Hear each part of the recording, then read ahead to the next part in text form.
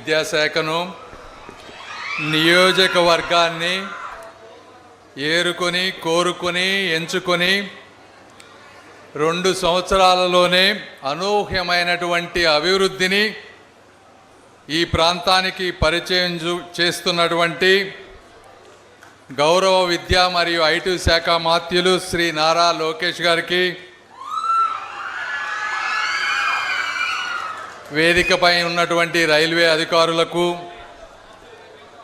అదేవిధంగా ఆధ్యాత్మిక శిఖరి, చేనేతల నగరి, స్వర్ణకారుల నైపుణ్య పురి అయినటువంటి మా మంగళగిరి ప్రాంత ప్రజలందరికీ కూడా మనస్ఫూర్తిగా ధన్యవాదాలు. ఈరోజు ఈ కార్యక్రమం తీసుకుంటే రైల్వే స్టేషన్, ఎప్పుడో చిన్నప్పటి నుంచి రైల్వే స్టేషన్లు ఉన్నాయి, కానీ ఆ రైల్వే స్టేషన్ని కేవలం ప్రయాణానికి మాత్రమే కాకుండా ఈ ప్రాంతంలో పండించేటువంటి పంటలు కానీ ఉత్పత్తులు కానీ దేశంలోని నలుమూలలకు, అదేవిధంగా ప్రపంచ నలుమూలలకు సరఫరా చేసే విధంగా అత్యాధునికమైనటువంటి సౌకర్యాలతో తీర్చిదిద్దేటువంటి ఒక ఉద్దేశంతో గౌరవ ప్రధాని గారు ఒక విజన్తో ఈరోజు దేశవ్యాప్తంగా 1300 రైల్వే స్టేషన్లని అమృత్ భారత్ స్టేషన్ల కింద ముందుకు తీసుకువెళ్తా ఉన్నారు. అయితే అందులో ఫేజ్ 1లో 500 తీసుకుంటే 70 పైగా మన ఆంధ్ర రాష్ట్రానికి ఇచ్చారు. అందులో ముఖ్యంగా ఈరోజు మంగళగిరిని మనం ప్రారంభించుకుంటా ఉన్నాం. మరి ఈ ప్రాంతంలో ఉన్నటువంటి కళలు, సంస్కృతులు అన్నిటినీ ఉట్టిపడే విధంగా ఈ రోజున రైల్వే స్టేషన్ని అభివృద్ధి చేశారు. అదేవిధంగా క్లీన్గా ఉండే విధంగా, దివ్యాంగులకి వసతులు ఉండే విధంగా అత్యాధునికమైనటువంటి టాయిలెట్స్, బుకింగ్ కౌంటర్స్, ఇలా అనేక రకాలుగా ఈ స్టేషన్ దాదాపు 12 కోట్ల రూపాయలతో తీర్చిదిద్దారు. కాబట్టి ఈ విధంగా ఒక్క స్టేషన్లే కాకుండా దేశవ్యాప్తంగా ఈరోజు మీరు తీసుకుంటే 2014 సంవత్సరం ప్రధానమంత్రి మోదీ గారు రాకముందు ఈ దేశంలో రైల్వే బడ్జెట్ 40,000 కోట్ల రూపాయలుంటే ఈ రోజున ప్రతి సంవత్సరానికి 2,50,000 కోట్ల రూపాయలు రైల్వే బడ్జెట్ని తీసుకొచ్చారు. ఈ రోజున మనం ఒక ఆంధ్రప్రదేశ్ తీసుకుంటే 2014లో 800 నుంచి 900 కోట్ల రూపాయలు ఉండేది. అయితే ఈ 2 సంవత్సరాల్లో డబుల్ ఇంజిన్ సర్కార్ వచ్చిన తర్వాత ప్రతి సంవత్సరం కూడా 10,000 కోట్ల రూపాయలు, అంటే 10 నుంచి 11 రెట్లు కేవలం 10 సంవత్సరాల్లో రైల్వే బడ్జెట్లను పెంచి అనేక రకాలైనటువంటి అమృత భారత్ స్టేషన్లు కానీ, అదేవిధంగా అనేక ఈ లైన్స్ అన్నిటినీ కూడా డబుల్ చేయటం కానీ, ట్రిపుల్ చేయటం కానీ, అనేక రైల్వే ఓవర్ బ్రిడ్జ్లు తీసుకురావటం కానీ ఇలా జరుగుతూ ఉన్నాయి. ఈ రోజున ఒక ఆంధ్ర రాష్ట్రంలో దాదాపు 50,000 కోట్ల రూపాయలుగా విలువ చేసేటువంటి రైల్వే వర్క్స్ అన్నీ కూడా జరుగుతూ ఉన్నాయి. ఇవన్నీ కూడా అందరూ గుర్తుపెట్టుకోవాలి. మన ఆంధ్రప్రదేశ్ 100% ఎలక్ట్రిఫికేషన్ అయినటువంటి రైల్వే లైన్స్ అన్నీ ఇక్కడే ఉన్నాయి. దేశంలో కూడా మొత్తం ఎలక్ట్రిఫికేషను, హైడ్రోజన్ ఇంజన్స్ తోటి దేశంపై ఆర్థిక భారం తగ్గే విధంగా ఈరోజు రైల్వే శాఖ ఒక ముందు చూపుతో వెళ్తూ ఉన్నారు. కాబట్టి ఇంతటి అద్భుతమైనటువంటి రైల్వే స్టేషన్లు మనకు వచ్చినప్పుడు, అంటే దాదాపు ఎయిర్పోర్ట్లు ఎలా ఉన్నాయో అలా ఉన్నాయి ఈ రోజున. వాటన్నిటినీ కూడా నీట్గా, అందంగా, పరిశుభ్రంగా, భద్రంగా ఉంచుకునే బాధ్యత మన అందరిపై ఉంది అని మీ అందరికీ నేను తెలియజేసుకుంటా ఉన్నా. ఈ యొక్క రైల్వే స్టేషన్ గురించే కాకుండా ఈరోజు మనం మంగళగిరిలో ఉన్నాం కాబట్టి మనం లోకేష్ గారి కృషిని కూడా మనం ఒకసారి గుర్తు తెచ్చుకోవాలి. ఒక్కొక్క హామీని, ఆయన ఇచ్చినటువంటి హామీని ఒక్కొక్క ప్రాజెక్టుగా, ఒక్కొక్క మార్పుని కూడా ఒక్కొక్క మైల్ రాయిగా తీసుకొని ఈరోజు రాష్ట్రంలో కాదు దాదాపు దేశంలో ఏ ఎమ్మెల్యే నియోజకవర్గంలో జరగనటువంటి అనేక రకాలైనటువంటి పనులు ఈరోజు జరుగుతూ ఉన్నాయి. 928 అభివృద్ధి పనులు ఈరోజు మంగళగిరిలో జరుగుతూ ఉన్నాయి. మొన్న మనం 148 కోట్ల రూపాయలతో రైల్వే ఓవర్ బ్రిడ్జి ఓపెన్ అంటే శంకుస్థాపన చేశాం. రోడ్లు భవనాల శాఖ ద్వారా 70 కోట్ల రూపాయల వర్కులు జరిగినాయి.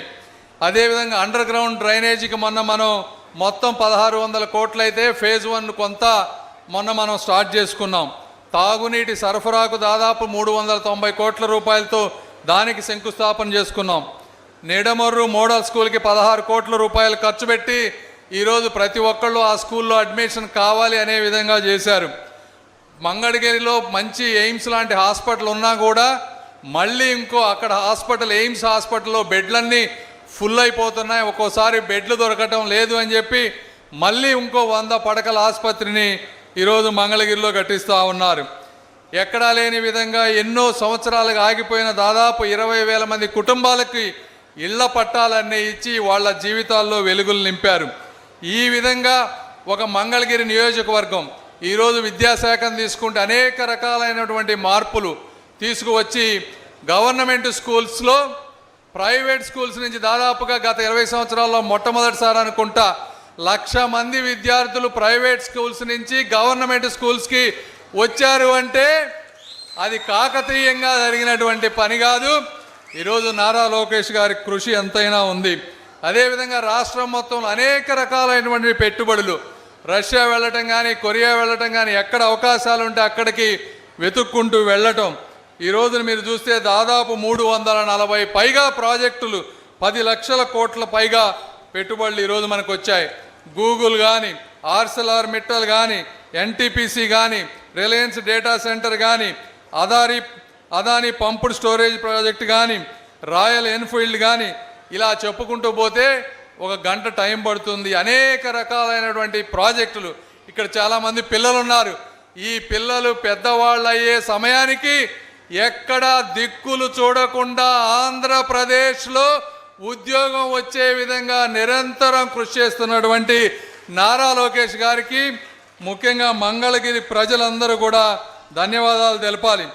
అదేవిధంగా నేను ఇందాక మర్చిపోయా, సిఎస్ఆర్ ఫండ్స్తో చక్కటి కమ్యూనిటీ హాల్స్ కడతా ఉన్నారు. అదేవిధంగా డిజిటల్ లైబ్రరీలు కడతా ఉన్నారు.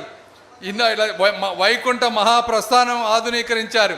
ఇలా ఒక ప్రాంతానికి పార్కులు ఎన్ని రకాలుగా ప్రజలకు మేలు చేయాలో అన్ని రకాలుగా ఈ రోజున ప్రజలకు మేలు జరుగుతుందని తెలుపుకుంటూ, సమయం తక్కువగా ఉంది కాబట్టి ఎక్కువ మాట్లాడలేకపోతా ఉన్నాను. ప్రతి రంగంలోనూ ఈ రోజున డబుల్ ఇంజన్ సర్కార్తో ప్రతి ప్రాంతంలో కూడా విద్య నుంచి వైద్యం వరకు, ఉపాధి నుంచి పరిశ్రమల వరకు, ఆర్ఓబీల నుంచి రోడ్ల నిర్మాణం వరకు, కమ్యూనిటీ హాల్స్ నుంచి క్రికెట్ స్టేడియంల వరకు, అండర్ గ్రౌండ్ డ్రైనేజీల నుంచి ఇళ్ల పట్టాల వరకు అభివృద్ధి జరుగుతుంది. ఈ అభివృద్ధి ఎప్పుడూ జరగలేదు అని మీరందరూ గుర్తుపెట్టుకోవాలి. గుర్తుపెట్టుకొని మొన్న 90,000 ఇచ్చారు మెజారిటీ. ఈసారి దానికంటే కూడా పెరగాలని మనస్ఫూర్తిగా కోరుకుంటూ మరొకసారి మీ అందరికీ ధన్యవాదాలు తెలుపుకుంటూ సెలవు తీసుకుంటున్నాను. విద్యాశాఖను నియోజకవర్గాన్ని ఏరుకొని కోరుకొని ఎంచుకొని 2 సంవత్సరాలలోనే అనూహ్యమైనటువంటి అభివృద్ధిని ఈ ప్రాంతానికి పరిచయం చేస్తున్నటువంటి గౌరవ విద్యా మరియు ఐటీ శాఖ మాత్యులు శ్రీ నారా లోకేష్ గారికి,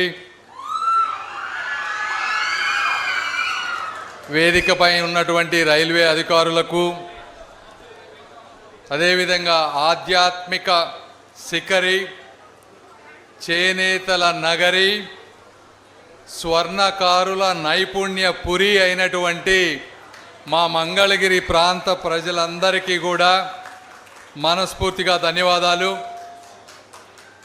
ఈరోజు ఈ కార్యక్రమం తీసుకుంటే రైల్వే స్టేషన్, ఎప్పుడో చిన్నప్పటి నుంచి రైల్వే స్టేషన్లు ఉన్నాయి కానీ ఆ రైల్వే స్టేషన్ని కేవలం ప్రయాణానికి మాత్రమే కాకుండా ఈ ప్రాంతంలో పండించేటువంటి పంటలు కానీ ఉత్పత్తులు కానీ దేశంలోని నలుమూలలకు, అదేవిధంగా ప్రపంచ నలుమూలలకు సరఫరా చేసే విధంగా అత్యాధునికమైనటువంటి సౌకర్యాలతో తీర్చిదిద్దేటువంటి ఒక ఉద్దేశంతో గౌరవ ప్రధాని గారు ఒక విజన్తో ఈరోజు దేశవ్యాప్తంగా 1300 రైల్వే స్టేషన్లని అమృత్ భారత్ స్టేషన్ల కింద ముందుకు తీసుకువెళ్తా ఉన్నారు. అయితే అందులో ఫేజ్ 1లో 500 తీసుకుంటే 70 పైగా మన ఆంధ్ర రాష్ట్రానికి ఇచ్చారు. అందులో ముఖ్యంగా ఈరోజు మంగళగిరిని మనం ప్రారంభించుకుంటా ఉన్నాం. మరి ఈ ప్రాంతంలో ఉన్నటువంటి కళలు, సంస్కృతులు అన్నిటినీ ఉట్టిపడే విధంగా ఈ రోజున రైల్వే స్టేషన్ని అభివృద్ధి చేశారు. అదేవిధంగా క్లీన్గా ఉండే విధంగా, దివ్యాంగులకి వసతులు ఉండే విధంగా అత్యాధునికమైనటువంటి టాయిలెట్స్, బుకింగ్ కౌంటర్స్ ఇలా అనేక రకాలుగా ఈ స్టేషన్ దాదాపు 12 కోట్ల రూపాయలతో తీర్చిదిద్దారు. కాబట్టి ఈ విధంగా ఒక్క స్టేషన్లే కాకుండా దేశవ్యాప్తంగా ఈరోజు మీరు తీసుకుంటే 2014 సంవత్సరం ప్రధానమంత్రి మోదీ గారు రాకముందు ఈ దేశంలో రైల్వే బడ్జెట్ 40,000 కోట్ల రూపాయలుంటే ఈ రోజున ప్రతి సంవత్సరానికి 2,50,000 కోట్ల రూపాయలు రైల్వే బడ్జెట్ని తీసుకొచ్చారు. ఈ రోజున మనం ఒక ఆంధ్రప్రదేశ్ తీసుకుంటే 2014లో 800 నుంచి 900 కోట్ల రూపాయలు ఉండేది. అయితే ఈ 2 సంవత్సరాల్లో డబుల్ ఇంజిన్ సర్కార్ వచ్చిన తర్వాత ప్రతి సంవత్సరం కూడా 10,000 కోట్ల రూపాయలు, అంటే 10 నుంచి 11 రెట్లు కేవలం 10 సంవత్సరాల్లో రైల్వే బడ్జెట్లను పెంచి అనేక రకాలైనటువంటి అమృత భారత్ స్టేషన్లు కానీ అదేవిధంగా అనేక ఈ లైన్స్ అన్నిటినీ కూడా డబుల్ చేయటం కానీ ట్రిపుల్ చేయటం కానీ అనేక రైల్వే ఓవర్ బ్రిడ్జ్లు తీసుకురావటం కానీ ఇలా జరుగుతూ ఉన్నాయి. ఈ రోజున ఒక ఆంధ్ర రాష్ట్రంలో దాదాపు 50,000 కోట్ల రూపాయలుగా విలువ చేసేటువంటి రైల్వే వర్క్స్ అన్నీ కూడా జరుగుతూ ఉన్నాయి. ఇవన్నీ కూడా అందరూ గుర్తుపెట్టుకోవాలి. మన ఆంధ్రప్రదేశ్ 100% ఎలక్ట్రిఫికేషన్ అయినటువంటి రైల్వే లైన్స్ అన్నీ ఇక్కడే ఉన్నాయి. దేశంలో కూడా మొత్తం ఎలక్ట్రిఫికేషను హైడ్రోజన్ ఇంజన్స్ తోటి దేశంపై ఆర్థిక భారం తగ్గే విధంగా ఈరోజు రైల్వే శాఖ ఒక ముందు చూపుతో వెళ్తూ ఉన్నారు. కాబట్టి ఇంతటి అద్భుతమైనటువంటి రైల్వే స్టేషన్లు మనకు వచ్చినప్పుడు అంటే దాదాపు ఎయిర్పోర్ట్లు ఎలా ఉన్నాయో అలా ఉన్నాయి. ఈ రోజున వాటన్నిటినీ కూడా నీట్గా అందంగా పరిశుభ్రంగా భద్రంగా ఉంచుకునే బాధ్యత మన అందరిపై ఉంది అని మీ అందరికీ నేను తెలియజేసుకుంటా ఉన్నా. ఈ యొక్క రైల్వే స్టేషన్ గురించే కాకుండా ఈరోజు మనం మంగళగిరిలో ఉన్నాం కాబట్టి మనం లోకేష్ గారి కృషిని కూడా మనం ఒకసారి గుర్తు తెచ్చుకోవాలి. ఒక్కొక్క హామీని, ఆయన ఇచ్చినటువంటి హామీని ఒక్కొక్క ప్రాజెక్టుగా, ఒక్కొక్క మార్పుని కూడా ఒక్కొక్క మైల్ రాయిగా తీసుకొని ఈరోజు రాష్ట్రంలో కాదు దాదాపు దేశంలో ఏ ఎమ్మెల్యే నియోజకవర్గంలో జరగనటువంటి అనేక రకాలైనటువంటి పనులు ఈరోజు జరుగుతూ ఉన్నాయి. 928 అభివృద్ధి పనులు ఈరోజు మంగళగిరిలో జరుగుతూ ఉన్నాయి. మొన్న మనం 148 కోట్ల రూపాయలతో రైల్వే ఓవర్ బ్రిడ్జి ఓపెన్ అంటే శంకుస్థాపన చేశాం. రోడ్లు భవనాల శాఖ ద్వారా 70 కోట్ల రూపాయల వర్కులు జరిగినాయి. అదేవిధంగా అండర్ గ్రౌండ్ డ్రైనేజీకి మొన్న మనం మొత్తం 1,600 కోట్లు అయితే ఫేజ్ 1 కొంత మొన్న మనం స్టార్ట్ చేసుకున్నాం. తాగునీటి సరఫరాకు దాదాపు 390 కోట్ల రూపాయలతో దానికి శంకుస్థాపన చేసుకున్నాం. నిడమర్రు మోడల్ స్కూల్కి 16 కోట్ల రూపాయలు ఖర్చు పెట్టి ఈరోజు ప్రతి ఒక్కళ్ళు ఆ స్కూల్లో అడ్మిషన్ కావాలి అనే విధంగా చేశారు. మంగళగిరిలో మంచి ఎయిమ్స్ లాంటి హాస్పిటల్ ఉన్నా కూడా మళ్ళీ ఇంకో అక్కడ హాస్పిటల్ ఎయిమ్స్ హాస్పిటల్లో బెడ్లన్నీ ఫుల్ అయిపోతున్నాయి. ఒక్కోసారి బెడ్లు దొరకటం లేదు అని చెప్పి మళ్ళీ ఇంకో 100 పడకల ఆసుపత్రిని ఈరోజు మంగళగిరిలో కట్టిస్తూ ఉన్నారు. ఎక్కడా లేని విధంగా ఎన్నో సంవత్సరాలుగా ఆగిపోయిన దాదాపు 20,000 మంది కుటుంబాలకి ఇళ్ల పట్టాలన్నీ ఇచ్చి వాళ్ళ జీవితాల్లో వెలుగులు నింపారు. ఈ విధంగా ఒక మంగళగిరి నియోజకవర్గం ఈరోజు విద్యాశాఖను తీసుకుంటే అనేక రకాలైనటువంటి మార్పులు తీసుకువచ్చి గవర్నమెంట్ స్కూల్స్లో ప్రైవేట్ స్కూల్స్ నుంచి దాదాపుగా గత 20 సంవత్సరాల్లో మొట్టమొదటిసారి అనుకుంటా 1,00,000 మంది విద్యార్థులు ప్రైవేట్ స్కూల్స్ నుంచి గవర్నమెంట్ స్కూల్స్కి వచ్చారు అంటే అది కాకతీయంగా జరిగినటువంటి పని కాదు. ఈరోజు నారా లోకేష్ గారి కృషి ఎంతైనా ఉంది.